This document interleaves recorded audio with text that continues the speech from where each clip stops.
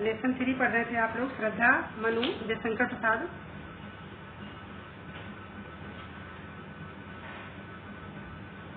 और मुख पर वह मुस्कान, रक्त किसलय पर ले विश्राम, अरुण की एक किरण अम्लान, अधिक अलसाई हो अभिराम।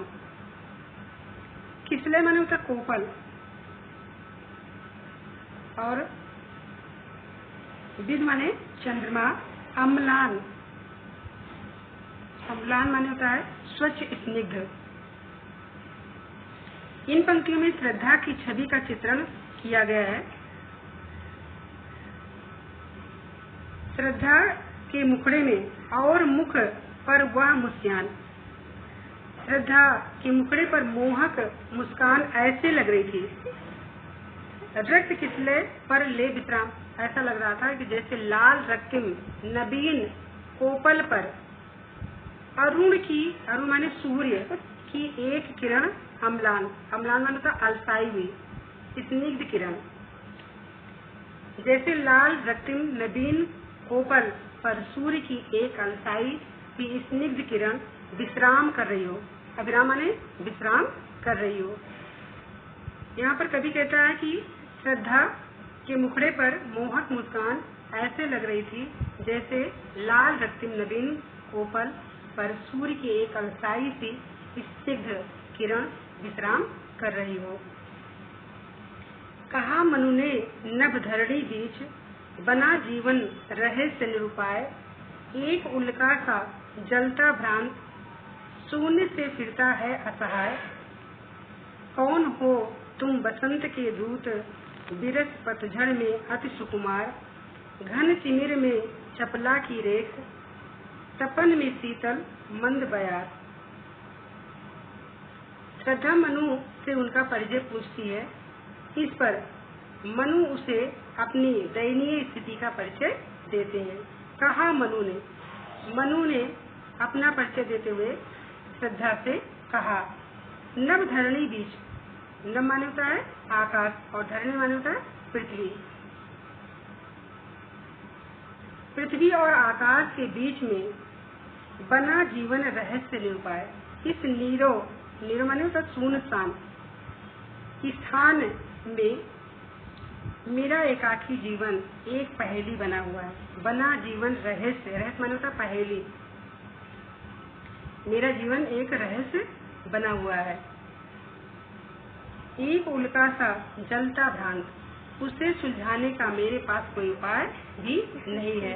मैं इस निर्जन स्थान में असहाय अर्थात बेसहारा होकर, एक उल्का सा जलता प्रांत अर्थात वेदना में जलता हुआ उसी प्रकार इधर उधर भटक रहा हूँ, जिस प्रकार एक जलता हुआ, उल्का माने तारा, एक जलता हुआ तारा टूटकर किसी आश्रय के आकाश में, शून्य माने होता आकाश में फिरता है असहाय, असहाय होकर निराश्रित होकर के इधर उधर भटकता रहता है।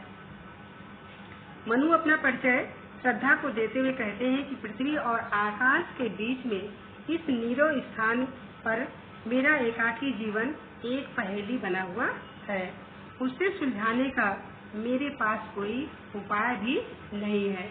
मैं इस निर्जन स्थान में असहाय बेसहारा होकर अपनी वेदना में जलता हुआ उसी प्रकार इधर उधर भटक रहा हूँ, जिस प्रकार एक जलता हुआ तारा टूटकर बिना किसी आश्रय के आकाश में इधर उधर भटकता रहता है। शून्य माने आकाश। कौन हो तुम बसंत के दूत, अपना परिचय देने के बाद मनु श्रद्धा से पूछते हैं, प्रश्न पूछते हैं कि हे सुकुमार अंगों वाली, कौन हो तुम बसंत के दूत, हे सुकुमार अंगों वाली तुम कौन हो। अचानक इस निर्जन स्थान में आकर तुमने मेरे इस अभाव युक्त और निराश जीवन को उसी प्रकार आशा का संदेश दिया है, जिस प्रकार से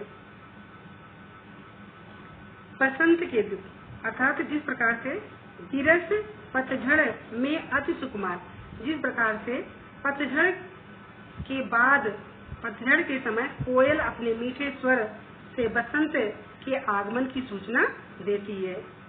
जिस प्रकार से बसंत के आगमन पर कोयल सूचना देती है, अर्थात जिस प्रकार से पतझड़ के समय कोयल अपने मीठे स्वर से बसंत के आगमन की सूचना देती है, उसी प्रकार आशा का संदेश तुम मेरे जीवन में दे रही हो।